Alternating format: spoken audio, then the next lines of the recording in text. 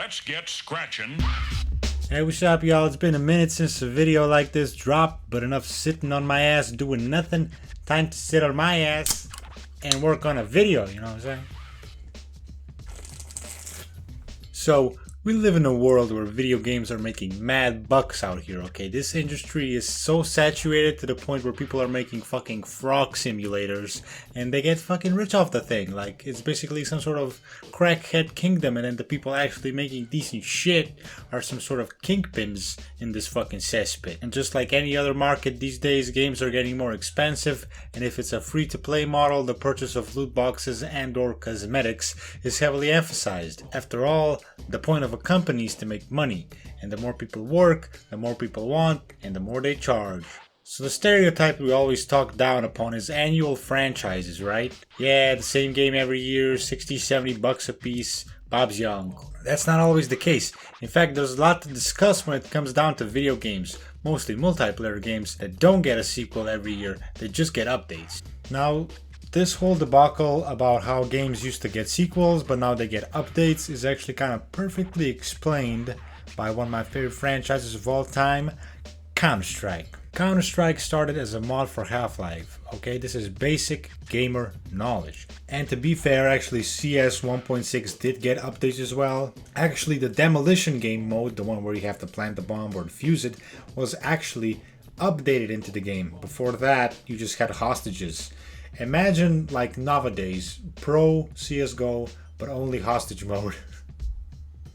That's besides the point right now. But then Valve was like, okay, Source Engine. I don't have to praise the Source Engine. If you have used the internet for the last 15 years in search of gaming content, then the praising is already done, baby boo.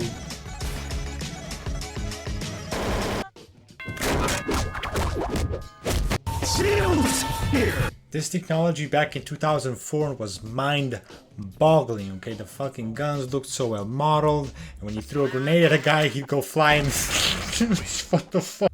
Even though the premise of Counter-Strike and Counter-Strike Source is still pretty much the same, Counter-Strike Source still felt really refreshing just because it felt so revolutionary with the new capabilities of the engine.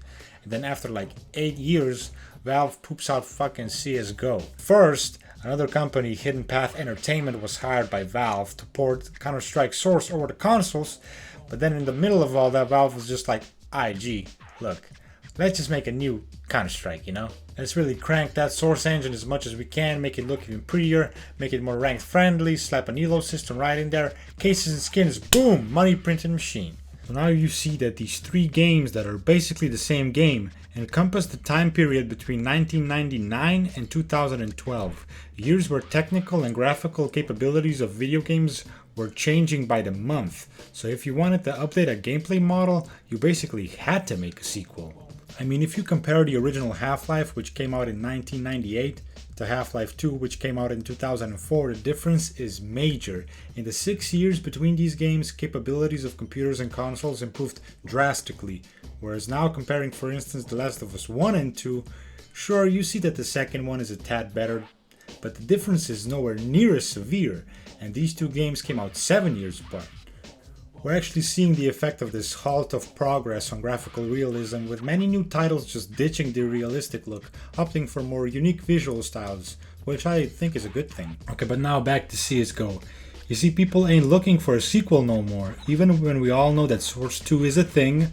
Talk is CSGO is just gonna get ported over to Source 2, it's gonna get a major update, but CSGO will still just be CSGO. And even though I perfectly understand, I'm kinda sad. The rush when you play a sequel, a redefined, reimagined version of the game you've always liked, it's a unique experience to say the least. And I'm pretty sure it won't feel the same when I boot up CSGO in Source 2 as it did when I first saw CS Source. So this series went through huge graphical and programming changes over the course of its existence of 20 years. So it did need those sequels, but now it just doesn't anymore. Updates are good though, like why alienate your player base with a new game when you can just soup up the game that they already have on their PC with an update? So Counter-Strike went from having sequels to updates, until, I don't know, Valve gets paranoid that Valorant will completely take over the tag shooter scene and make some mix of CSGO and Dota. Watch. I'm just kidding. But now let's look at a multiplayer game that's been around a while too, but has always just gotten updates, never sequels. League of Legends. League of Legends is one of the most successful multiplayer projects, no sweat. This game came out in 2009 and yet it still gets up to 10 million logins a day. This game had so many updates, it went from looking like fucking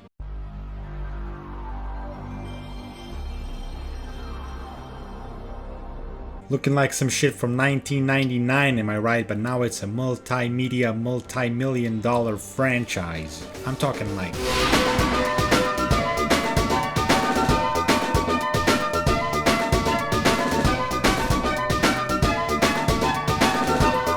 Although in my personal opinion, with its longevity, it evolved into something worse than the original with a seriously toxic community and broken balancing updates, and Riot Games' integrity is questionable, but the game is still popular nevertheless, staying overruled.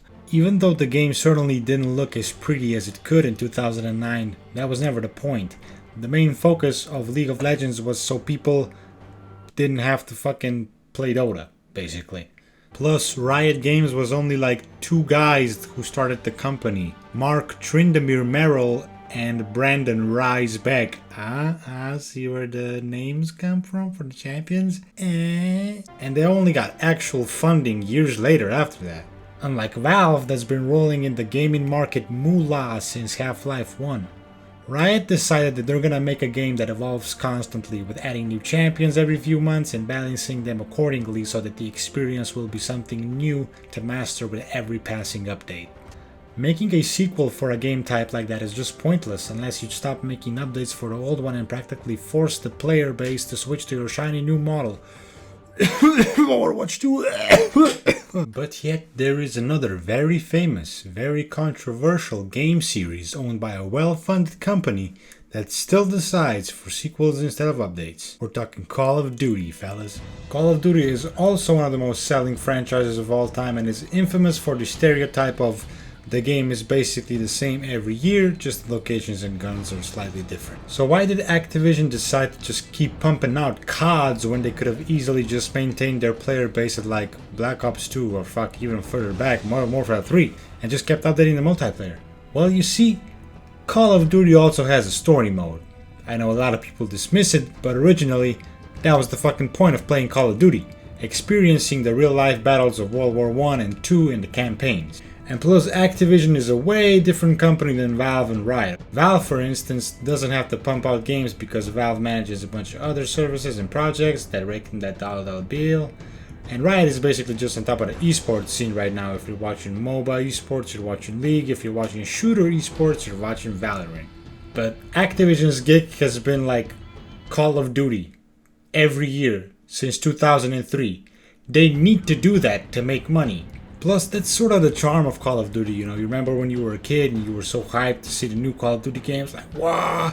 And you picked it up at GameStar, or wherever the fuck you went, and then you saw the box, and the guy had the gun in his hand on the picture. It's like, wow! And you threw that disc, and then the Activision logo was like, wow! It's like, wait! Okay, so basically, what I'm trying to say is that the story mode, even though it's overshadowed by the multiplayer now, is still in the heart of Call of Duty. I'm not that big on Call of Duty anyway, since like Black Ops 2, but you know, I like to hop on that old school Call of Duty 2 Tuyan Tunisia sometimes. Yes, I'm a man of pristine pleasures, yes. So look, whether you want to make a game that will get constantly updated or balanced and stuff like that, or if you just want to make an annual fucking franchise that'll expand on the single player and the multiplayer aspects of it, it's up to you, baby.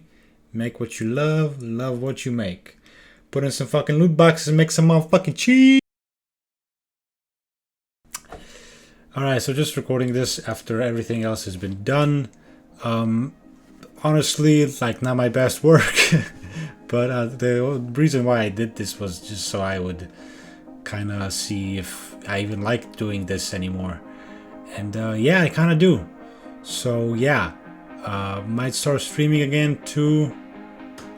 And I got an idea for a better video while making this video, so that's pretty nice.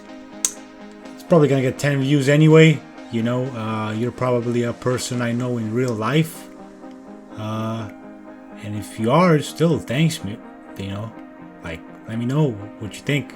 Like, DM me, just comment, maybe even like. I don't know.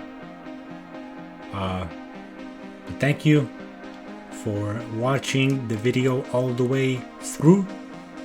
That's impressive. And hope you have a really nice day.